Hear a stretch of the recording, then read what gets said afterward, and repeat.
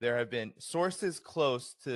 sources proches des documents relatifs à la stratégie de défense nationale de Trump, actuellement rédigée par Elbridge Colby, affirment qu'elle va donner la priorité à la sécurité intérieure plutôt qu'à la menace chinoise. Selon ces sources, il s'agit d'un changement majeur. La stratégie de défense va revenir sur un mandat de plusieurs années, visant à se préparer à une guerre avec la Chine. Il y a même eu un changement de nom au sein du département de la Défense. Je vais maintenant vous faire écouter ce que Pete Hegseth a dit à ce sujet.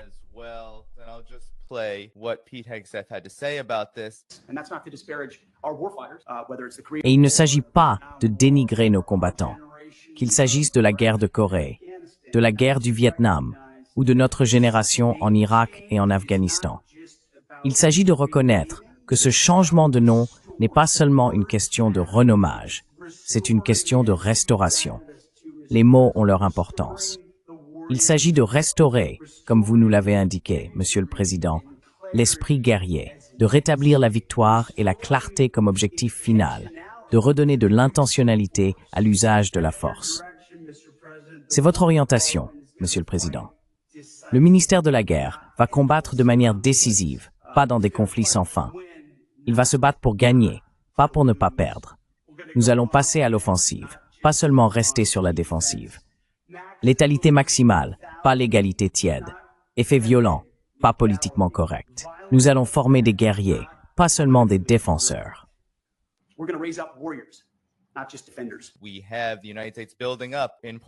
Les États-Unis renforcent leur présence à Porto Rico, dans les Caraïbes, après que l'administration Trump a tué 11 personnes sur un bateau prétendument dirigé par des cartels de la drogue venant du Venezuela, sans aucune preuve. Mais maintenant, nous voyons des avions F-35 atterrir. Il y a un important déploiement de la marine américaine et de l'armée de l'air américaine près du Venezuela. Désormais, l'administration Trump semble réorienter sa politique envers le Venezuela. Mais pouvez-vous relier tous ces éléments? En quoi sont-ils liés?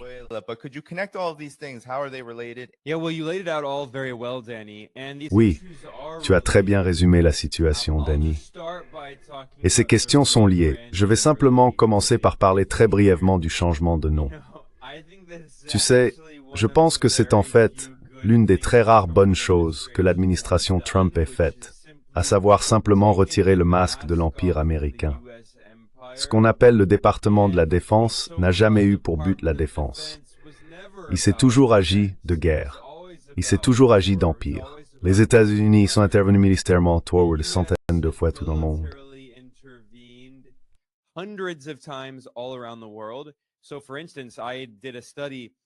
Par exemple, j'ai mené une étude en me basant sur des données officielles du gouvernement américain provenant du Congressional Research Service, CRS, qui a révélé qu'après 1991, avec la chute de l'Union soviétique, l'armée américaine a été impliquée dans plus de 250 opérations militaires à l'étranger.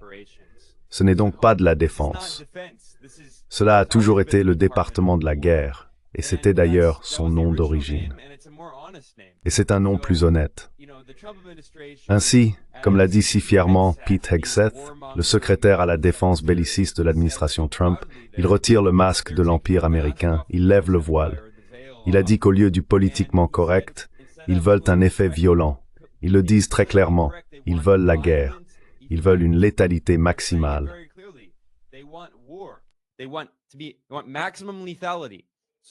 Poorang Ningraya. Peik. De toute façon, je veux juste insister sur ce point. Aucune légalité. Continuez. Oui, et cela est venu après, je crois qu'il a dit, pas de légalité tiède, n'est-ce pas? Cela est arrivé après Marco Rubio, probablement la deuxième personne la plus puissante de l'administration Trump, parce qu'il occupe simultanément non seulement le poste de secrétaire d'État, à la tête du département d'État, mais aussi celui de conseiller à la sécurité nationale, à la tête du Conseil de sécurité nationale. Il est la deuxième personne de l'histoire des États-Unis à occuper ces deux fonctions en même temps. Le premier était Henry Kissinger, et nous savons que Kissinger a été l'une des personnes les plus influentes à Washington pendant de nombreuses décennies. Marco Rubio est bien sûr également un va-t-en-guerre néoconservateur de longue date. Et Rubio a récemment prononcé un discours dans lequel il a déclaré « Nous ne nous soucions pas des Nations Unies. L'ONU n'a aucune importance. » Il a dit « Seul ce que nous disons compte. » Et en particulier, il affirmait « Nous nous moquons que l'ONU dise que le Venezuela n'est pas impliqué dans la production de drogue. » Il a expliqué que les tribunaux américains, le système judiciaire américain, un juge américain a statué et un jury américain, un grand jury, a affirmé que le Venezuela est impliqué dans le trafic de drogue. Par conséquent, c'est vrai, car selon le gouvernement américain, tout ce que disent les États-Unis est la vérité incontestable. Et ils ne se soucient pas du reste du monde. Ils ne se soucient pas du droit international. Je veux dire, c'est la définition d'un État voyou. À quoi ressemble un État voyou? Un État qui viole toutes les lois internationales, attaque d'autres pays, envahit d'autres pays, ne se soucie de personne d'autre dans la communauté internationale. Tout est basé sur ses propres politiques intérieures. C'est ce que font les États-Unis. Je veux dire, c'est absolument hors de contrôle. Ce n'est pas nouveau. Mais comme je le souligne toujours, ce que fait Trump, c'est qu'il accélère des tendances qui existent déjà depuis des années, voire des décennies. Mais lui, il appuie juste à fond sur l'accélérateur.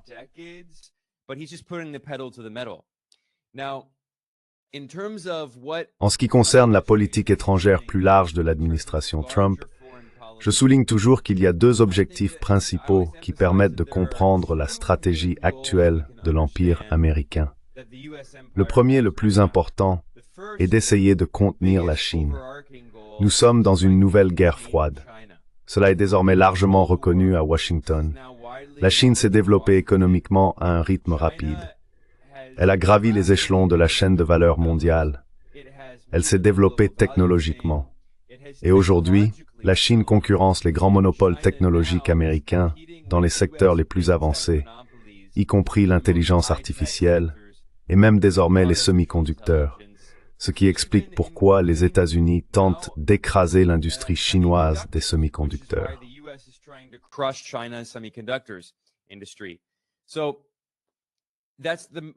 Donc c'est l'objectif principal, contenir la Chine.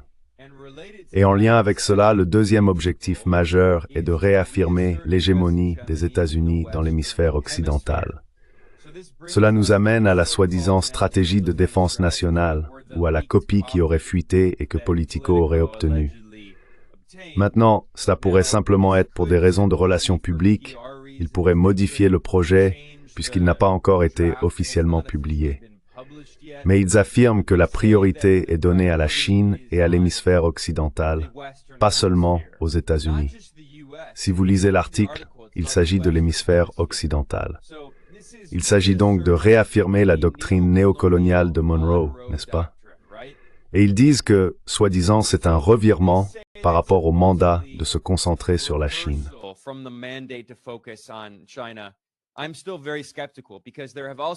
Je reste très sceptique, car il y a également eu d'autres rapports, y compris un où le Wall Street Journal a obtenu une note interne provenant de l'ancien département de la défense de Pete Hegseth, désormais appelé département de la guerre, dans laquelle ils affirmaient que la priorité la plus importante était de se préparer à une guerre avec la Chine.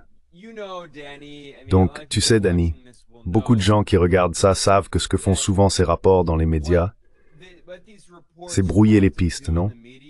L'administration Trump veut diffuser un certain récit. Trump dit que nous poursuivons la paix. Pourtant, il a renommé le département de la défense en département de la guerre. C'est tellement contradictoire à bien des égards.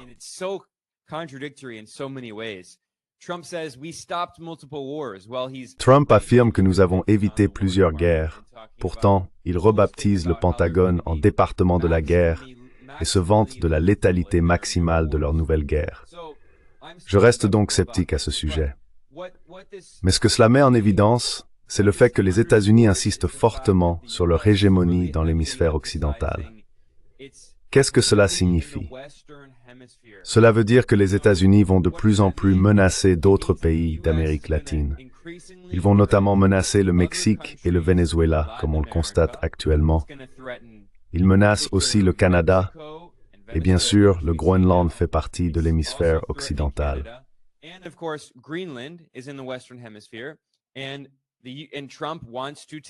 Et Trump veut prendre le contrôle et coloniser le Groenland.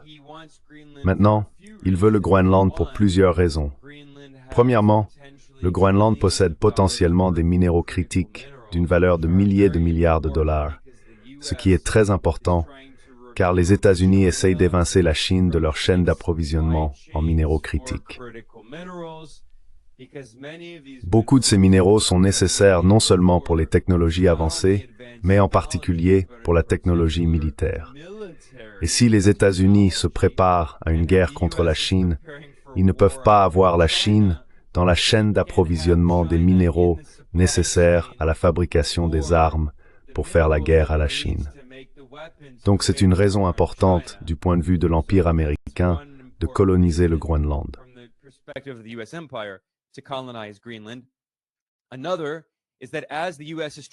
Une autre raison est que, alors que les États-Unis tentent d'affirmer leur contrôle sur l'hémisphère occidental, ils ne veulent pas que la Chine et la Russie accèdent à l'Arctique en passant au nord du Groenland. Avec l'accélération du changement climatique, surtout avec les politiques de Trump du type forêt, forêt, forêt, la fermeture des projets solaires et éoliens et l'incitation des compagnies pétrolières à forer.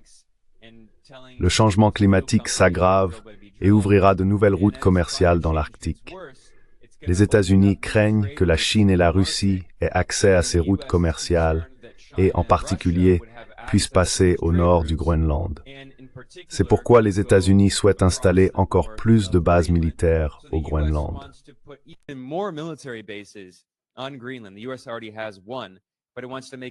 Les États-Unis en possèdent déjà une, mais ils veulent en construire beaucoup d'autres afin de militariser la région arctique. Tout cela est donc lié à la militarisation de l'hémisphère occidental, le transformant en une zone d'influence impériale américaine. Et cela signifie attaquer la souveraineté des pays indépendants de la région. J'ai déjà évoqué la tentative de colonisation du Groenland, mais le Venezuela joue également un rôle clé dans cette dynamique. Le Venezuela a été un acteur majeur dans la promotion d'un monde plus multipolaire depuis des décennies. En fait, l'ancien président vénézuélien Hugo Chávez parlait déjà de la nécessité d'un monde multipolaire en 1998, seulement 7 ans après la chute de l'Union soviétique. C'était l'apogée de l'ère unipolaire de la domination américaine.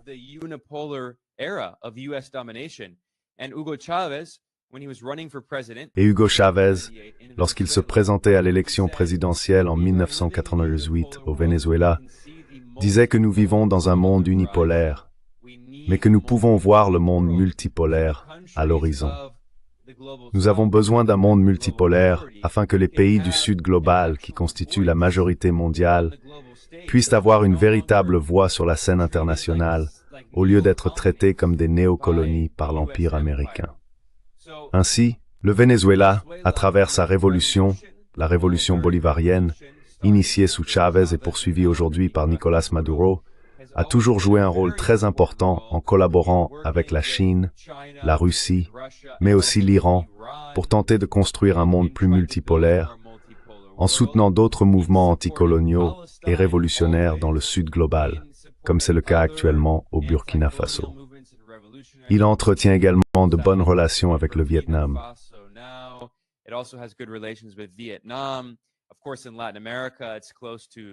Bien sûr, en Amérique latine, c'est proche de Cuba et de tous ces pays qui ont été constamment attaqués par les États-Unis. Et puis, il y a évidemment le fait que le Venezuela possède les plus grandes réserves de pétrole au monde, et les États-Unis veulent vraiment y avoir accès. En fait, l'ancien conseiller à la sécurité nationale de Donald Trump lors de son premier mandat, le néoconservateur belliciste John Bolton, a vendu la mèche. Dans une interview sur Fox News, au tout début de la tentative de coup d'État que Trump a lancée pendant son premier mandat en 2019 avec Juan Guaido, on pourra en reparler de cette absurdité, où les États-Unis ont essayé d'imposer une marionnette comme faux président du Venezuela, alors même qu'il n'avait jamais participé à une élection présidentielle.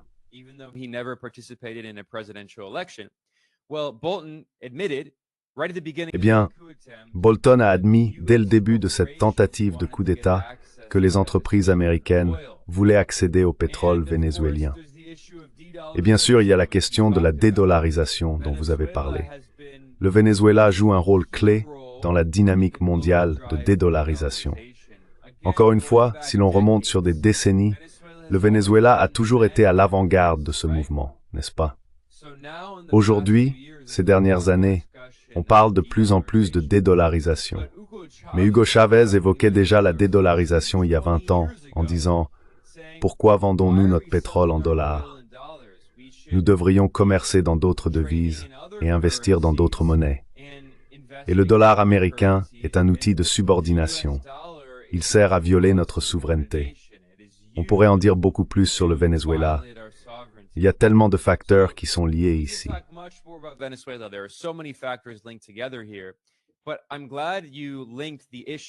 Mais je suis content que vous ayez lié la question du Venezuela à la nouvelle guerre froide contre la Chine et à la stratégie impériale globale des États-Unis, car elles sont liées. Encore une fois, les deux principales priorités sont affaiblir la Chine.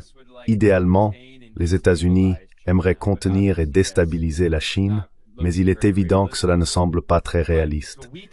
Mais affaiblir la Chine reste la priorité numéro 1. Et la deuxième est de réaffirmer l'hégémonie des États-Unis sur l'ensemble de l'hémisphère occidental, ce qui signifie dire aux pays de la région qu'ils ne peuvent pas avoir de relations avec la Chine, la Russie et l'Iran, ce que le gouvernement américain répète, y compris sous les démocrates, sous Joe Biden. Mais sous Trump, encore une fois, il a accéléré ce processus. Et le message est très explicitement impérialiste. C'est aussi ce que l'on constate avec le renommage du Pentagone en ministère de la guerre. Il lève le voile sur l'Empire américain et expose le point brutal de l'Empire américain.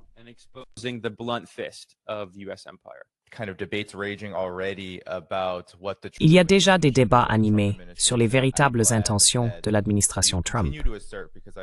Je suis heureux que tu continues d'affirmer, car je continue de penser que c'est le cas, qu'en réalité, l'administration Trump ne s'éloigne pas nécessairement de ce qui constitue un objectif majeur de la politique étrangère américaine, à savoir contenir la Chine, mais qu'elle se déplace essentiellement vers un autre théâtre, qui est peut-être plus réalisable en ce moment, ou du moins perçu comme tel.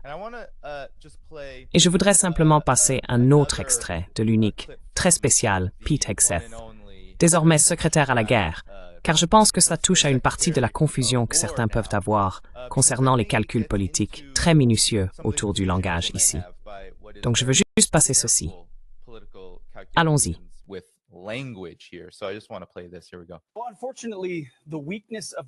Eh bien, malheureusement, la faiblesse de l'administration précédente a rapproché la Russie et la Chine. C'était une évolution terrible, un manque de leadership américain et un manque de force américaine. Et vous l'avez vu partout dans le monde, et cela s'est manifesté dans ce que nous avons vu à la télévision hier soir. Mais c'est pour cela que le président Trump nous a chargés, au département de la Défense, d'être prêts, de reconstruire notre armée de manière historique, de restaurer l'esprit guerrier et de rétablir la dissuasion, non pas parce que nous recherchons le conflit.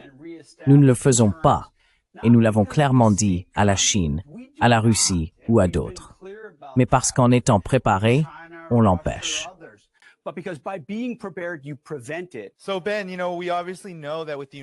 Alors Ben, tu sais, on sait évidemment qu'avec les États-Unis, quand la classe politique, que ce soit le département de la guerre aujourd'hui ou le président, on sait que leur parole vaut de l'or et qu'on peut totalement leur faire confiance. Donc la Russie et la Chine n'ont vraiment aucune raison de s'inquiéter. J'aimerais donc avoir ta réaction à cela, Ben. Parce que ce qu'il vient de dire là, c'est exactement ce qu'il avait dit à Trump pendant tout ce fiasco autour du changement de nom. Et cela continue de désigner la Russie et la Chine comme la cible principale. Mais on parle de dissuasion et de prévention des conflits, entre guillemets, plutôt que de les déclencher et d'escalader encore une fois, tout en utilisant toujours le langage de la préparation, ce qui, comme Pete Hegseth l'a souvent répété, signifie se préparer à la guerre.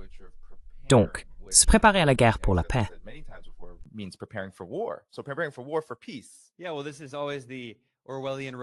Oui, eh bien, c'est toujours la rhétorique orwellienne de l'Empire américain. Ils doivent faire la guerre pour promouvoir la paix. En fait, Pete Hegseth répète constamment le slogan de son ancien peloton lorsqu'il était dans l'armée américaine, à savoir, pour préparer la paix, il faut se préparer à la guerre. Quelque chose dans ce genre. Encore une fois, c'est juste, la guerre, c'est la paix, c'est la guerre. Et vous savez, Hegseth est un type très drôle, parce qu'il est vraiment un peu acteur. Vous voyez, comme Zelensky est un acteur. Alors, qui est Pete Hegseth? D'où vient-il? Oui, il a été dans l'armée américaine, mais il n'était pas un officier militaire important. Il est animateur sur Fox News. Donc il a été dans l'armée pendant quelques années, puis il est allé à Harvard, d'ailleurs.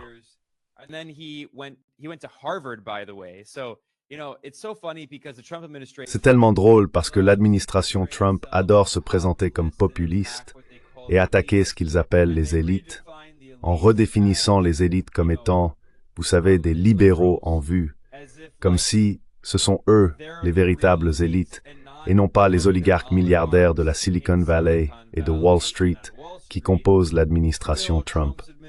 Je veux dire, Elon Musk ne fait plus partie de son administration.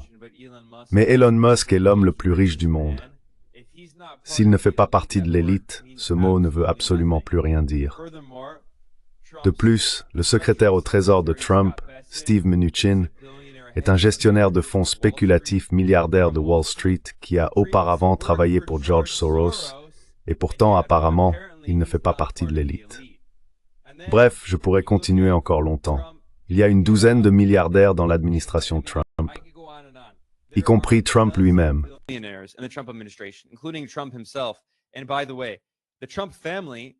Et d'ailleurs, la famille Trump vient tout juste de gagner 5 milliards de dollars, selon le Wall Street Journal, en lançant une nouvelle arnaque crypto.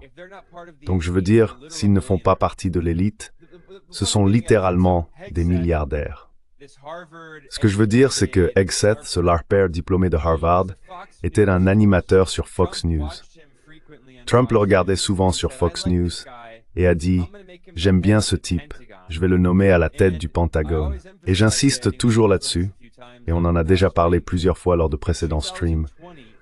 En 2020, Hegseth a publié un livre délirant intitulé American Crusade, dans lequel il disait très clairement, fièrement, que l'aile droite américaine, à laquelle il s'identifie fortement, mène une guerre sainte.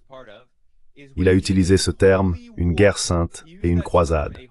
Et il a dit, qui sont les principales cibles de cette guerre sainte? La Chine. En Somerbier Meedekint, la gauche est l'islam, et en est libertant.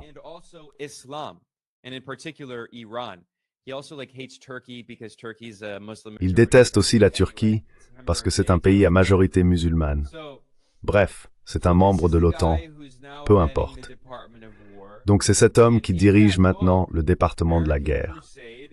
Et dans ce livre, American Crusade, il a dit très clairement qu'il voulait renverser le gouvernement chinois. Il a aussi affirmé que la Chine lécherait ses blessures pendant des centaines d'années. Il veut donc un nouveau siècle d'humiliation pour la Chine.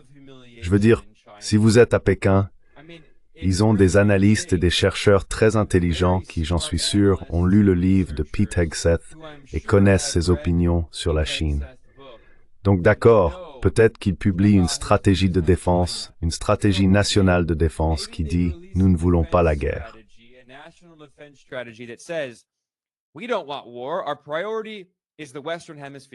Notre priorité est l'hémisphère occidental. D'accord. Mais c'est surtout pour des raisons de relations publiques, de toute façon. Pensons-nous vraiment que le Pentagone publie sa stratégie la plus importante, ses évaluations internes les plus cruciales et des informations sur ses plans futurs? Non. Tout l'intérêt de la stratégie de défense nationale, c'est que c'est un exercice de relations publiques, n'est-ce pas? Donc, tout le récit de l'administration Trump, c'est « Nous nous concentrons sur la politique intérieure, rendre l'Amérique à nouveau grande ». Toutes ces absurdités. En réalité, ils essayent d'affirmer l'hégémonie américaine dans le monde entier. C'est pourquoi ils continuent le génocide à Gaza.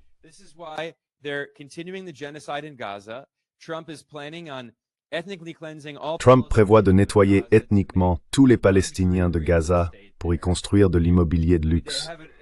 Ils ont désormais un plan officiel de nettoyage ethnique qui a fuité. Quel rapport cela a-t-il avec Make America Great Again? Quel rapport avec la stratégie de défense nationale qui affirme qu'ils vont se concentrer uniquement sur l'hémisphère occidental? Évidemment, aucun, car en réalité, il s'agit de l'Empire américain qui reste toujours la priorité. Et cela montre aussi que même si l'on pouvait croire Trump, et personne ne peut croire Trump, pas même ses propres partisans, regardez toutes les affaires Epstein. C'est un menteur invétéré.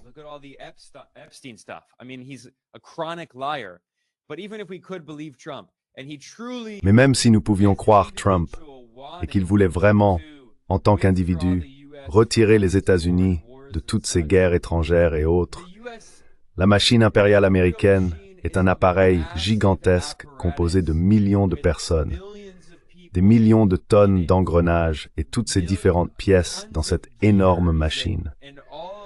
Le président des États-Unis est puissant, mais il ne peut pas entièrement changer la direction de cet empire.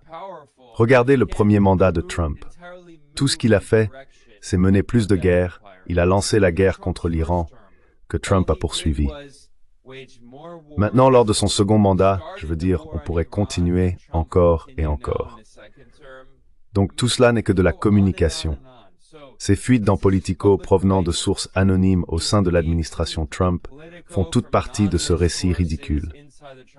Pendant ce temps, alors que nous parlons, ils menacent de bombarder ou même d'envahir le Venezuela. Quel rapport avec rendre l'Amérique grande à nouveau? Évidemment aucun. Ils disent que cela a à voir avec la drogue. C'est complètement absurde. Le Venezuela n'est pas un grand producteur de drogue. C'est comme les armes de destruction massive, non? Marco Rubio affirme que l'ONU n'a pas d'importance. Mais regardez les données des experts des Nations Unies, des experts de premier plan sur le trafic de drogue. La majorité de la cocaïne dans le monde provient de Colombie, historiquement l'allié le plus proche des États-Unis en Amérique du Sud. Aujourd'hui, pour la première fois, la Colombie a un dirigeant de gauche, Gustavo Petro, et les États-Unis ont tenté de le déstabiliser. Mais tout le monde sait que la Colombie est l'épicentre de la production de drogue, pas le Venezuela. C'est le voisin du Venezuela. De même, l'Équateur est devenu un centre majeur pour la drogue, sous un autre allié proche des États-Unis. En gros, tout au long de l'histoire de l'Amérique latine, plus un dirigeant était proche des États-Unis, plus il était susceptible d'être impliqué dans le trafic de drogue. Dans le cas de l'Équateur, il est totalement été gouverné par un fils à papa milliardaire. Il s'appelle Daniel Noboa.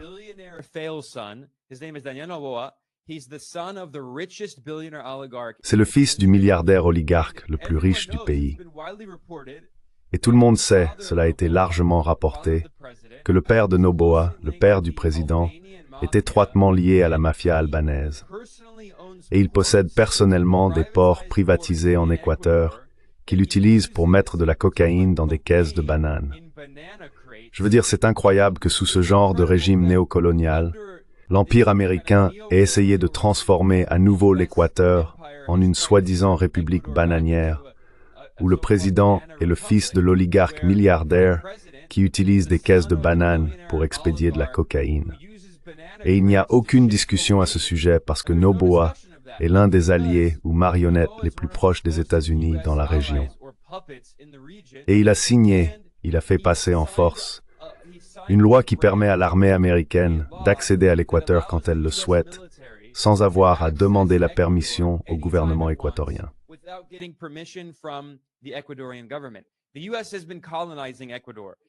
Les États-Unis ont colonisé l'Équateur. Et c'est exactement ce que l'Empire américain veut faire avec le Venezuela. C'est aussi ce qu'il veut faire avec tous les autres pays de la région. Les transformer en vassaux dirigés par ces oligarques de droite, ces milliardaires qui servent les intérêts des entreprises américaines. L'Équateur est malheureusement l'exemple parfait de ce que les États-Unis envisagent pour la région. D'ailleurs, j'ai mentionné ce milliardaire, Daniel Noboa. C'est un citoyen américain. Vous savez où il est né? Il est né en Floride. Et pourtant, il est président de l'Équateur. C'est littéralement un Américain qui dirige l'Équateur au nom des entreprises américaines et de son père milliardaire. Voilà la vision que les États-Unis ont pour l'Amérique latine. Et c'est pour cela qu'ils sont tellement obsédés par le renversement du gouvernement révolutionnaire et indépendant du Venezuela.